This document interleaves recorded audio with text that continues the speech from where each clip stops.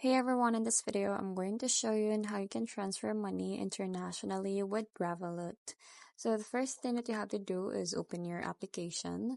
So from here, just go ahead and tap on the transfer at the bottom. Once you click on that one, you will see this plus icon and then new at the top right corner.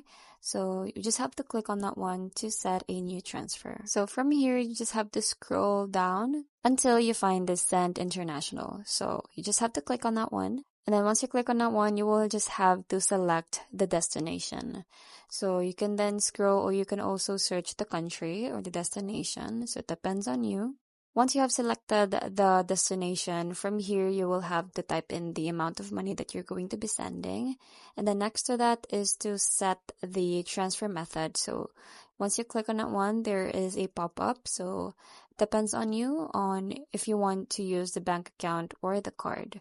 So you just have to choose the transfer method. And then after that is the account details. So from here, you just have to provide the account number of the person that you're going to be sending the money.